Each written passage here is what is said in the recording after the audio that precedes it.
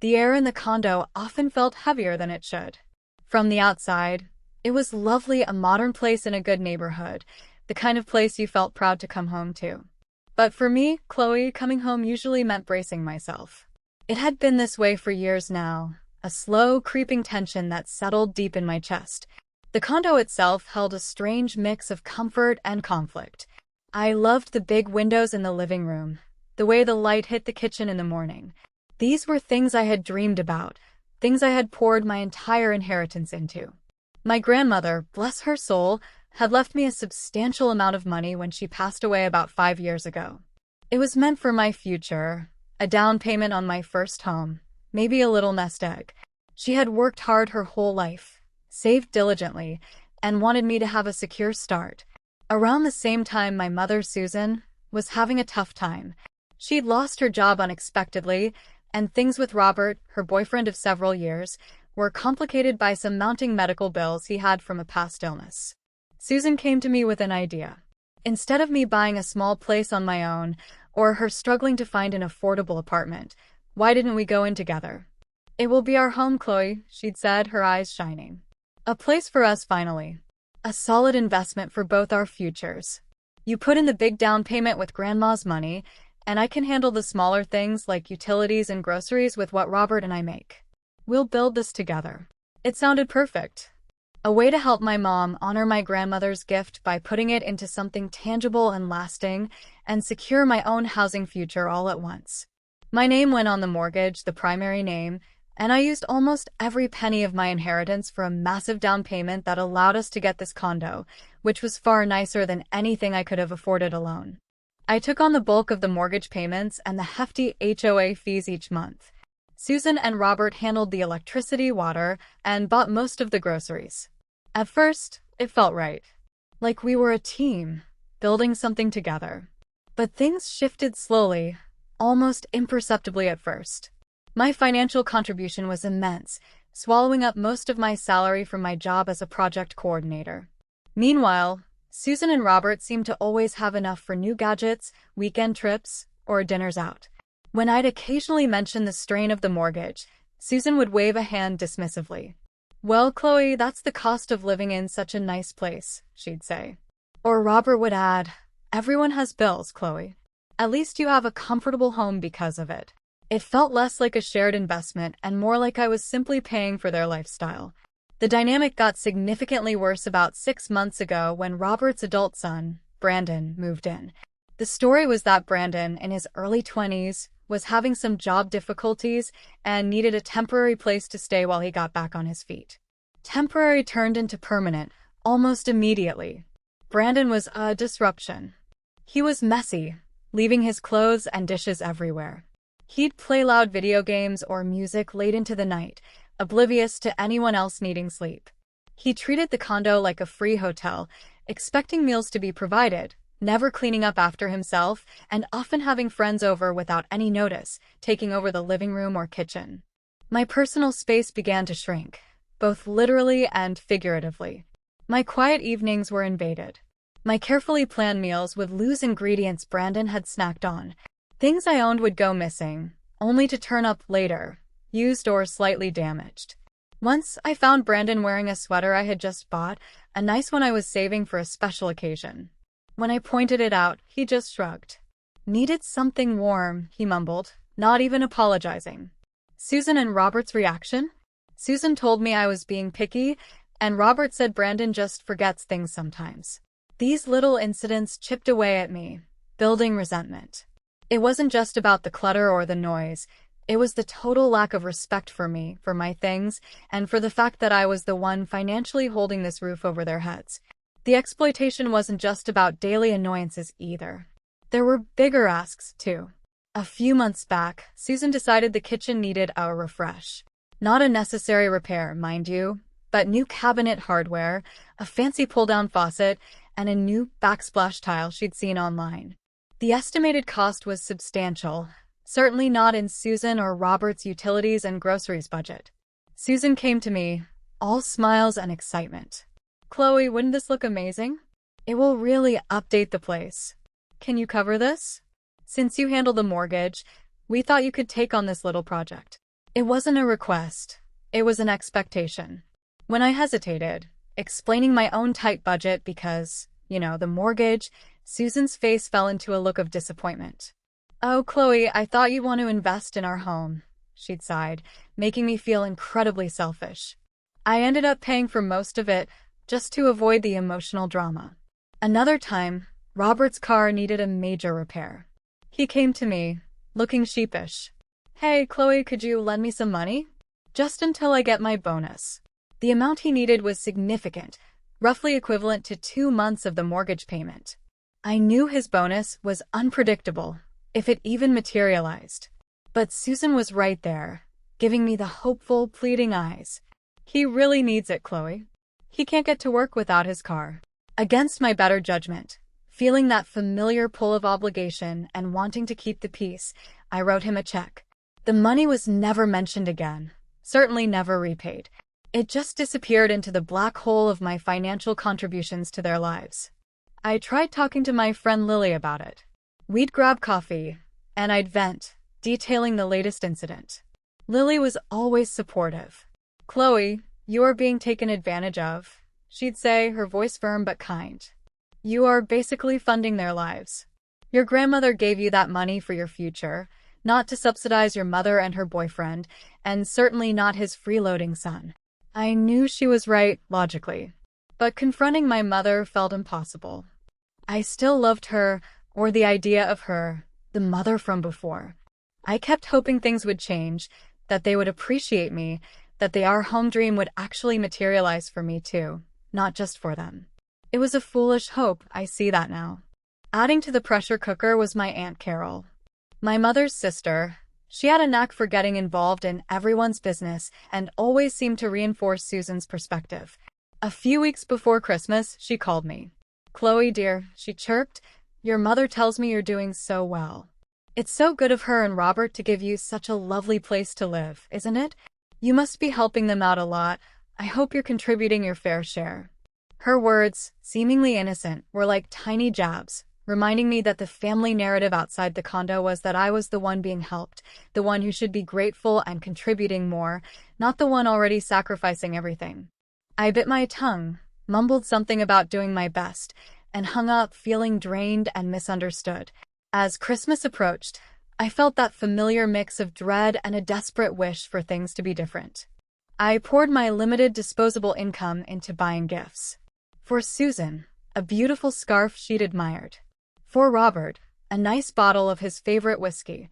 For Brandon, a new gaming headset I knew he wanted, even though I resented his presence daily.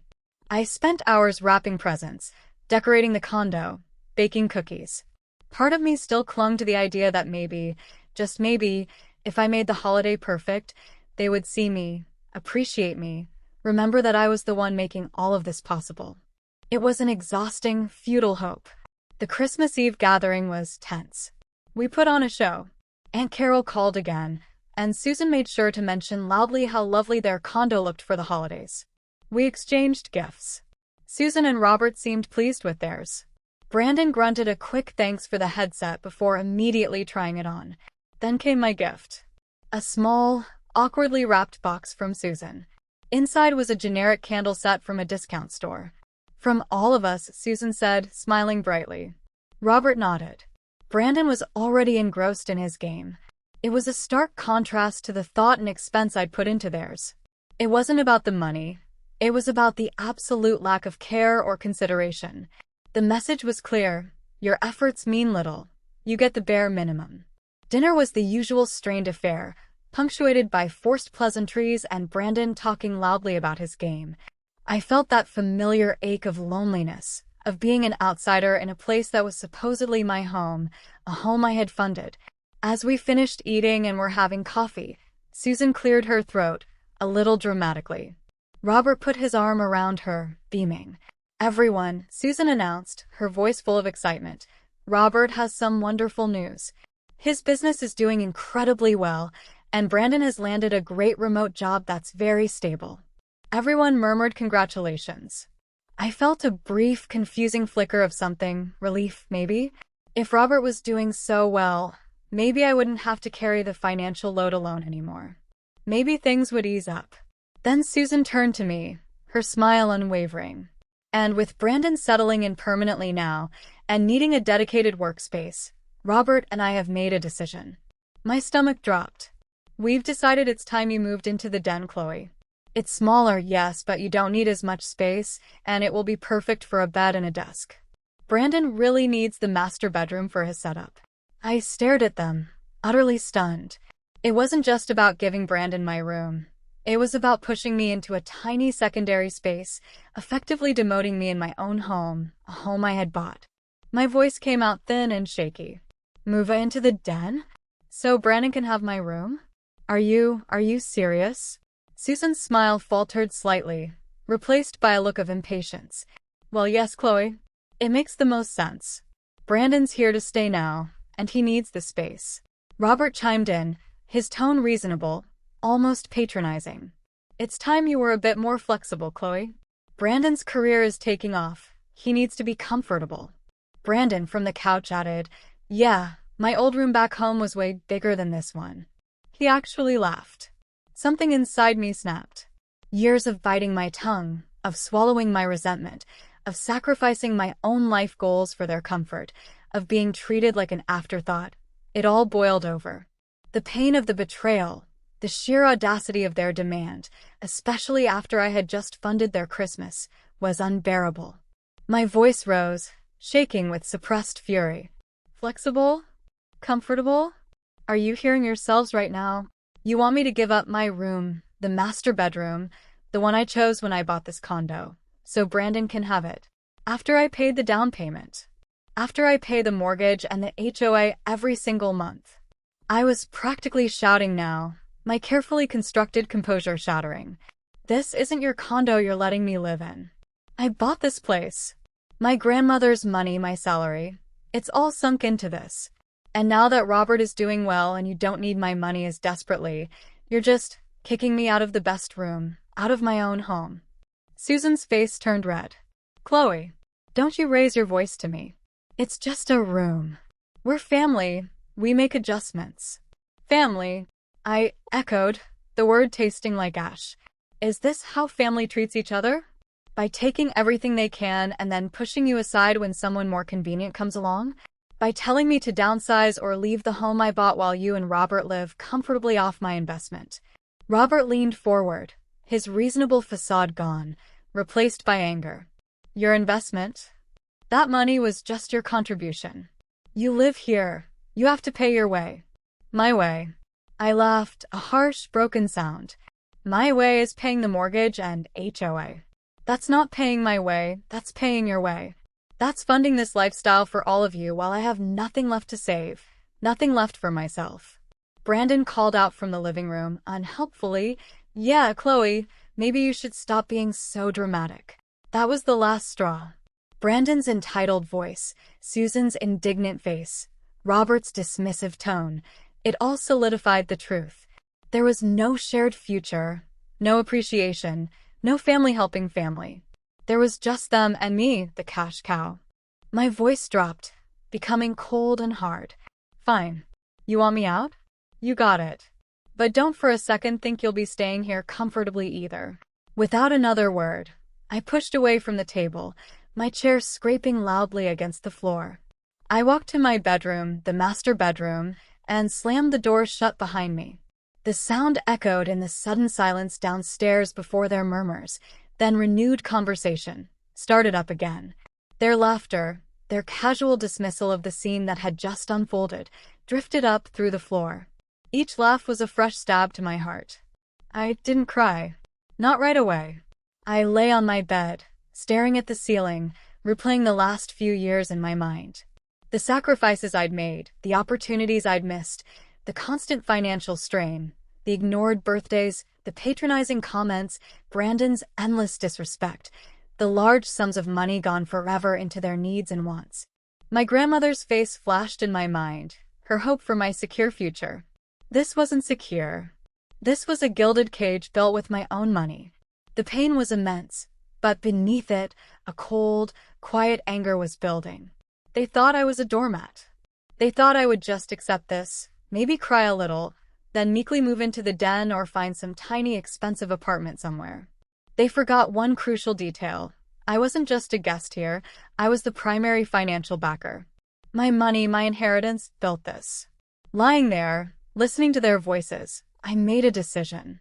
A calm, calculated decision that felt strangely freeing. I wasn't going to argue, beg, or just leave quietly.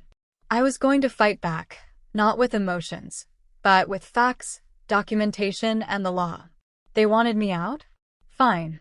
But I was taking my investment with me, and they wouldn't get to keep living comfortably in the home my money had provided. The dream of our home was dead. Now, it was about reclaiming my future. The day after Christmas was eerily quiet in the condo. Susan, Robert, and Brandon avoided me, the air thick with unspoken resentment from both sides. I spent the day in my room, not packing but researching. I looked up property laws in our state, specifically regarding co-ownership, partition actions, forcing a sale, and financial contributions to shared property. I also started gathering every single document I had: bank statements showing the down payment wire transfer, mortgage statements with my name clearly on them, HOA payment records, even receipts for those extra things like the kitchen upgrades. The more I read, the clearer my position became, and the more my resolve solidified. My substantial financial contribution, coupled with my name on the mortgage, gave me significant rights. They couldn't just kick me out of a property I had essentially bought. My next step was crucial. I needed a lawyer. I researched local attorneys specializing in real estate or property law, looking for someone who seemed sharp and empathetic. I found Mr. Davies, a lawyer with a good reputation and decades of experience. I called his office, scheduled a consultation for the earliest possible date, and spent the rest of the day organizing my evidence into a clear, chronological file. This wasn't just about getting revenge. It was about protecting my future and reclaiming the substantial investment they were trying to dismiss. Going to Mr. Davies' office felt like stepping onto a battlefield, armed with facts instead of feelings. I sat across from his large desk, laid out my file, and explained everything: the grandmother's inheritance, Susan's proposal of a joint home, my massive down payment, the agreement about covering the mortgage/HOA, their minimal contributions, Brandon moving in, the escalating incidents of disrespect and financial demands, and finally, the Christmas ultimatum. Mr. Davies listened patiently, nodding occasionally, reviewing the documents I provided. When I finished, he leaned back in his chair, a thoughtful expression on his face. "Ms. Coleman," he said, his voice calm and reassuring. "Based on the documentation you've provided, your position is very strong. You didn't just pay your way. You made a primary, foundational investment in this property. The mortgage is in your name, and you've borne the significant financial burden. While there wasn't a formal co-ownership agreement detailing profit splits or buyout clauses, the law recognizes significant financial contributions like yours." He explained the options. "The most direct route to recoup my investment," he said, "was a partition action, a legal process to force the sale of a jointly owned property. The proceeds from the sale would then be distributed according to the parties' ownership interests and potentially accounting for disproportionate financial contributions, like my down payment and mortgage payments." He also mentioned the possibility of negotiating a buyout, but agreed with me that Susan and Robert likely couldn't afford to buy out my share at its fair value, making the forced sale the most probable outcome. "So I can actually force them to sell?" I asked, the words feeling powerful and surreal. "Yes," Mr. Davies confirmed. "Given your documented investment and the circumstances you've described, a court would very likely order the sale of the condo. Your mother and Mr. Robert, and certainly his son, would have to vacate the property. Your initial investment and payments would be prioritized in the distribution of funds after the sale." Relief, cold and sharp, washed over me. It wasn't just a pipe dream. It was a legal reality. They couldn't just take my money and discard me. "Let's do it," I said, my voice firm. "I want to proceed with forcing the sale." We discussed the next steps. The process would start with a formal legal demand letter from his office, detailing my ownership interest, outlining their pattern of behavior, and stating my intention to force the sale through legal action if they did not agree to negotiate a buyout, which we knew they couldn't afford, or vacate the property by a specified date. Mr. Davies drafted the letter, formal and direct, a stark contrast to the emotional chaos of our Christmas confrontation. It was unsettlingly formal, addressing Susan and Robert with their full names, laying out the facts in cold, legal terms. But it was also a shield, a boundary, and a declaration of my intent. The letter was sent by a certified mail a few days later. The silence in the condo was heavy in the meantime. Susan and Robert were clearly waiting for my next move, probably hoping I'd just give up or meekly start packing for the den. They didn't know I'd already enlisted professional help and was preparing a legal strategy. The explosion came 2 days after the letter was delivered. My phone started ringing nonstop. First Susan, then Robert, then even Brandon. I ignored them all. The voicemails they left alternated between furious accusations, "How dare you send us a lawyer letter? You can't do this to us," and panicked attempts at damage control. "Chloe, we need to talk. This is crazy." Then came the texts. Susan's were full of exclamation points and capital letters, laced with emotional manipulation. "How could you do this to your own mother? After everything we've done for you. This is cruel." Robert's were terse and threatening. "Call us back now. You won't like the consequences if you don't." Brandon just texted a string of angry emojis and insults. I let the storm rage around me for a while, feeling a detached sense of calm. Their panic was proof that my action had hit its target. It wasn't about emotions for them. It was about disrupting their comfortable setup. After ignoring them for a day, Susan finally texted, "We need to talk. Face to face. This is tearing the family apart." I agreed, but on my terms. I chose a neutral public location, a quiet cafe downtown. I also texted Lily, letting her know where I was and what was happening, just in case. I felt confident, armed with my legal knowledge, but a small part of me was still bracing for the emotional onslaught. When I arrived at the cafe, Susan and Robert were already there, huddled at a corner table. Susan's eyes were red-rimmed, and she clutched a tissue. Robert looked tight with suppressed anger. Brandon wasn't there, thankfully. As soon as I sat down, Susan started, her voice trembling. "Chloe, how could you? A lawyer? Forcing us out? After everything." I met her gaze steadily. "Yes, Susan. A lawyer. Because you left me no choice. You told me to move out of the home I bought. You dismissed my entire financial investment as if it meant nothing." "That's not fair," Robert interjected, his voice loud enough to draw a few glances from other patrons. "We provided you with a place to live. A place to live that I paid for." I countered, keeping my voice level but firm. "A place where I covered the mortgage and HOA while you handled utilities. That's not providing. That's benefiting from my sacrifice." Susan's tears started in earnest. "Sacrifice? I raised you. I took care of you. We gave you a home when you came back from college." This was their classic tactic: deflect, guilt trip, twist the narrative. But I was ready this time. "Yes, you raised me, and I appreciate that. But you didn't give me a home when I came back. We bought one together with my inheritance, on the agreement that it was a shared investment. And for the last several years, my financial contribution has been the foundation of that home." Robert leaned forward, eyes narrowed. "If you think you can just kick us out after we took you in, you're wrong. We'll fight this. We'll tell the court how much we supported you over the years. How much you owe us for living here." This was the threat I expected, their attempt to claim I was the one in debt to them. I didn't flinch. I had discussed this exact scenario with Mr. Davies. "Go ahead," I said, my voice calm and measured. "Tell the court everything. And I will show the court every bank statement, every mortgage payment, every HOA fee I've paid. I will show them the wire transfer from my grandmother's inheritance for the down payment. And my lawyer, Mr. Davies, is prepared to file a countersuit." I paused, letting my words sink in. Susan looked confused through her tears. Robert looked wary. "A countersuit," I continued, looking directly at Robert, then at Susan. "For unjust enrichment.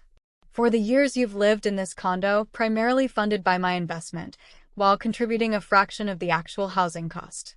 Based on market rental rates for a condo like ours, and the mortgage payments I've covered alone, Mr. Davies estimates the amount you potentially owe me is well over $150,000.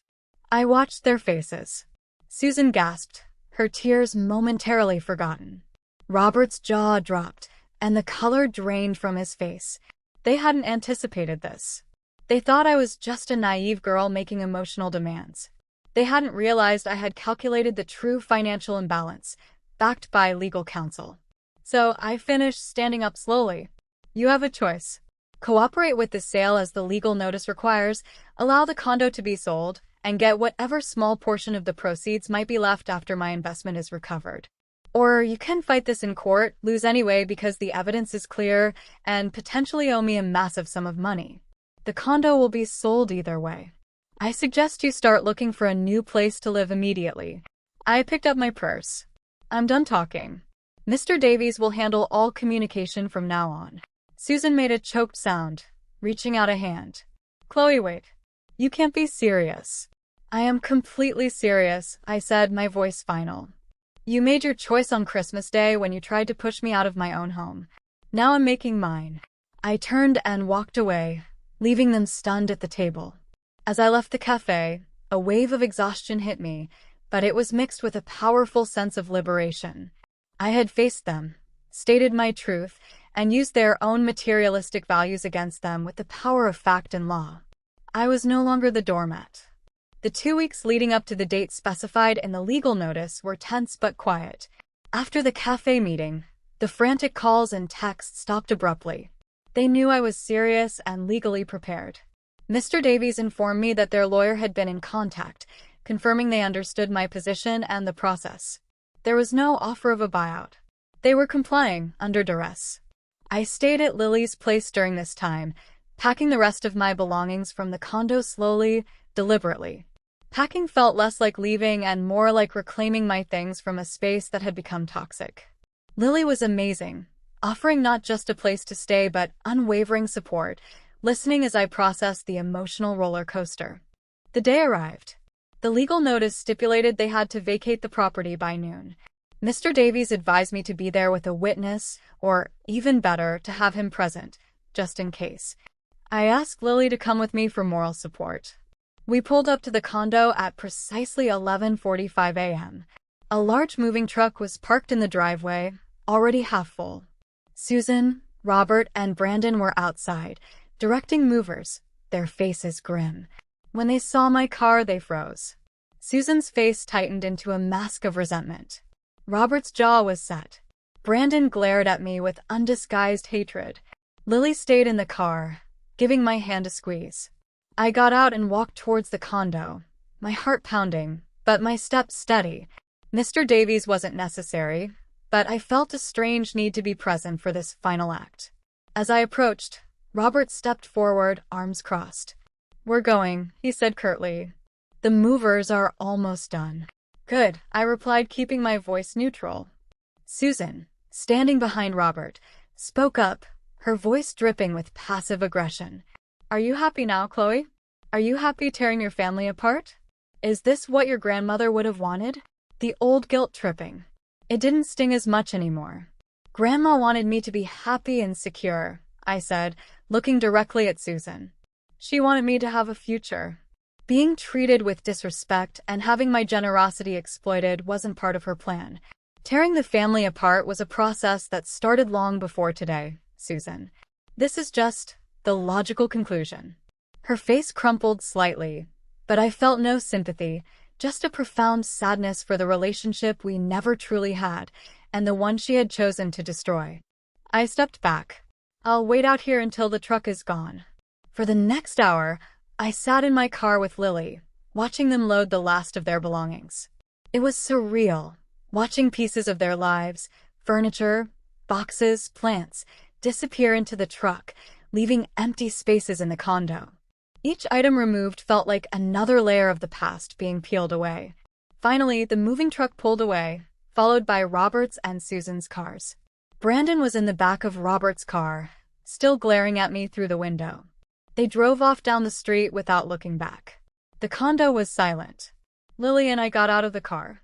Ready? She asked softly. As I'll ever be, I replied. We walked to the front door. The key was on the small table just inside, as Mr. Davies had instructed. I took a deep breath and pushed the door open. The condo was Not just empty, but violated.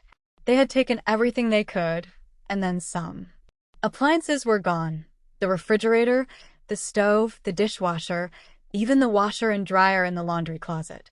Wires hung exposed from the ceiling where light fixtures had been ripped out. In the bathrooms, the shower heads, towel racks, and even the toilet paper holders were missing. There were holes in the walls where shelves had been pulled down carelessly. A section of the carpet in what had been Brandon's room was pulled up, revealing the subfloor.